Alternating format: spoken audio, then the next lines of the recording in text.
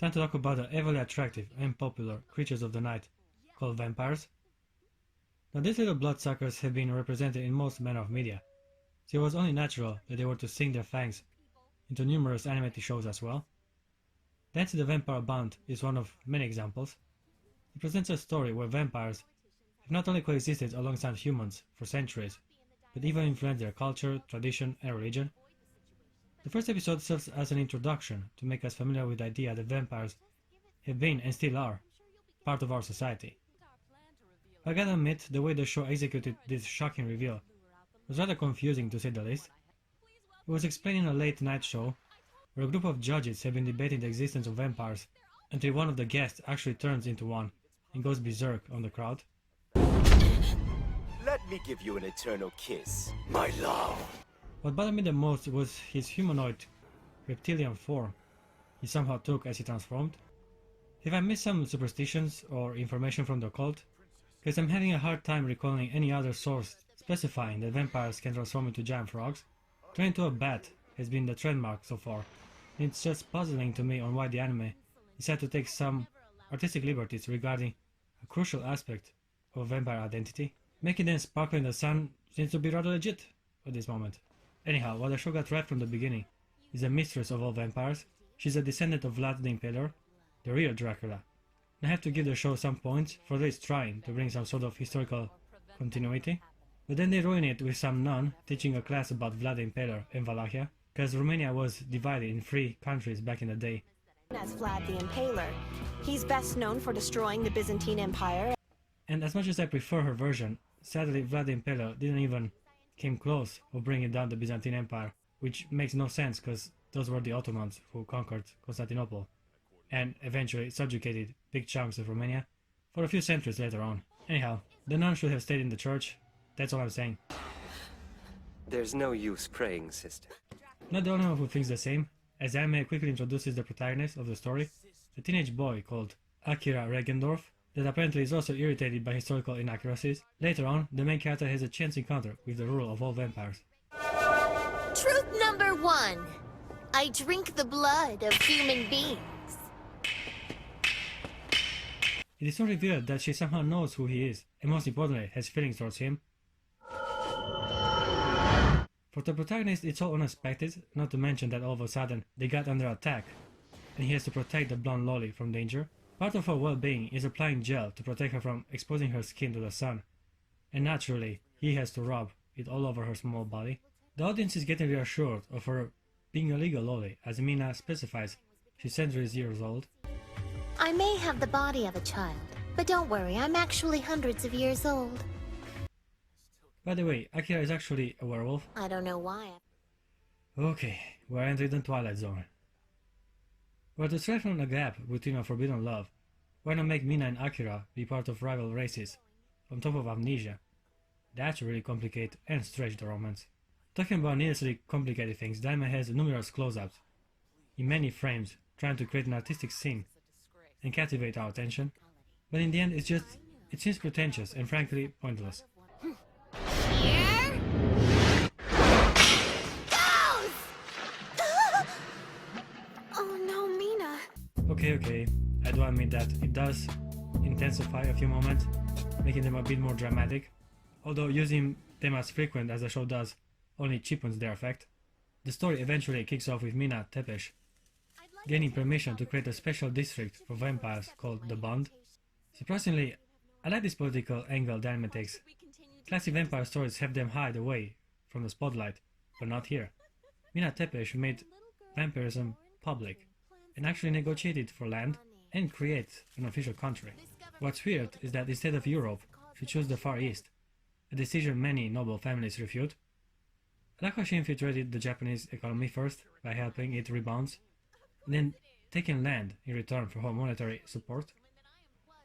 She makes the whole country dependent on her wealth, so it's no surprise that her vampire exclusive zone in the middle of the city gets easily authorized by the Japanese government.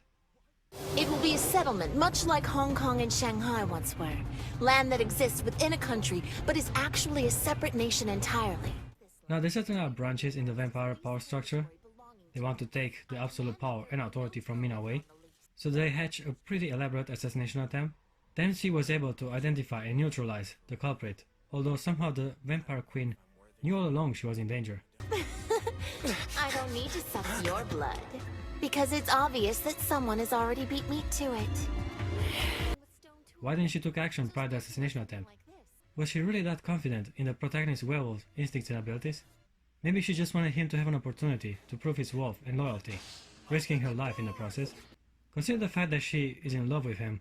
I say it makes sense at a personal level, as the show points out that Mina Tepesh, although mostly a ruthless monarch and skilled negotiator, is that sometimes just a simple girl with her own fantasies and desires. She knows how to play rough though, kidnapping a child, blackmailing the Prime Minister, and putting the mission above her personal feelings. While her side of the story is cohesive and easy to follow, the protagonist spends much of his time moping around, going back and forth between girls, namely Mina Tepesh and the other childhood friend, towards which he also made a promise. I believe Yuki is her name. She is mainly used to create a love triangle. She does have some limited amount of interactions with Mina, and it is revealed that our little Miss Vampire is the one that gets jealous and confrontational first. You were the one. I don't know what happened between the two of you in the past, but let me give you a warning. Akira belongs to me now. The main character does not have much of a personality, as Akira either follows orders or tries to resolve a mystery. The protagonist is primarily focused on action, and the girls are a confusion, as he cannot remember most of his past with either of them. He's basically Wolverine, sharp claws, always on a personal quest, and a severe case of amnesia. I also really don't like this side story centered around the students in Akira's class decided to fight the vampires on their own by trapping themselves in a church. Before she went missing, Nanami wanted to make sure that the students of our school were able to protect themselves. That's why we've gathered here this afternoon. This whole thing is childish. Some teenagers realized that their high school is infested by vampires, and yet instead of communicating to their faculty staff, or their parents, or I don't know, some authorities, they make a plan of exposing the enemy by exploiting their weaknesses. Naturally, the vampires aren't that stupid, and they easily bypass their plan and overpower their defenses. What I did enjoy the most about this anime is its erotic undertone present throughout the story. We're talking about vampires, the most mysterious and attractive creatures of the night, and the idea of sucking blood can easily be sexualized. Don't. I can't control myself. Also, Mina is often naked, giving the show its much needed dose of fanservice. Her and Akira are at the center of all things. Their relationship is the main focus of the story, and I have mixed feelings about their performance. Their romance feels delayed rather than teased, stretching the interactions thin, which in the end works in the show's detriment. Don't get me wrong, Mina and Akira are interesting characters. I mean, a vampire and a werewolf falling in love with each other is an engaging concept. Too bad it is postponed due to other, less interesting story arcs. The majority of secondary characters are underdeveloped, tight-on filler to stretch and enhance a more simplistic story. It is kinda sad how detached I was in regard with everything happening with his classmates and the royal servants. Oh yeah, the protagonist also got reunited with his dad when he joins Mina's entourage. I know he has amnesia and his dad is rather sterile and emotionless, but this whole reveal had no emotional impact or not even a narrative payoff. It feels like a strange addition that did not enrich the overall experience. On the other hand, there are other things I enjoyed in this anime, and I'm not only referring to them big, bouncy, jiggly tits. The show managed to create a creepy and mysterious atmosphere with its character design, darker colors, and thematic sidebars to give us a more cinematic feeling. Also, whenever Akira and Mina are allowed to interact with each other, they really shine as their personalities are compatible with each other. Not to mention that when it comes to visuals and art style, the show can be impressive. Such graphic beauty and gothic feel I have yet to witness in any other anime. So yeah, I'm definitely not a hater. I appreciate the show for its artistic look, but I have to point out its narrative flaws. I also want to address a few more secondary characters before I come to a close. Now I have this former class representative with glasses that for some reason stayed a vampire after she got bitten in the church fiasco. I thought all students got the vaccine and got reversed back to humans, but I guess it isn't the case. And this chick struggles with her new form.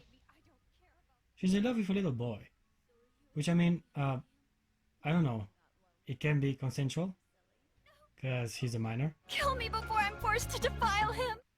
And we don't have the excuse that he's older than he looks. as he's obviously an ordinary human. What really got me puzzled is his decision to let himself get bitten and transform into a vampire. Their love is debatable, I guess, but letting a child make such a colossal decision regarding the rest of his life is just crazy. He can't decide his future in such an early age. He's a child, for God's sake. All I'm saying is that the other adults, and especially the teenage girl that has her heart for him, should have given him at least a couple more years before pressuring him into making a decision that will change his life forever. The last story arc in the show handles a more personal matter in Mina Tepe's life. As the princess of all vampires, it is Mina's duty to make an offspring to continue her lineage. Also, the family tradition dictates for her to procreate with a vampire of royal blood. At this point, we kinda get an explanation of why her body hasn't matured yet. Having herself the body of a child, Mina has used this as an excuse to delay her duties. If only there was a way for this immature female body to bear a child. Then I would be happy to go forth with my duty and marry one of you. A luxury she can have no more, as she is more or less forced to marry one of the 3 pretenders. Mina True From is a beautiful mature vampire, and it stands within reason that her secret was somehow uncovered. Okay guys, I won't spoil the ending, but I'll give you my final verdict, and that's The Vampire Bund. It's a 7 out of 10. It is a decent anime, with a different take on vampirism, and a pretty badass werewolf. And just so you know, I'm a virgin. You don't believe me?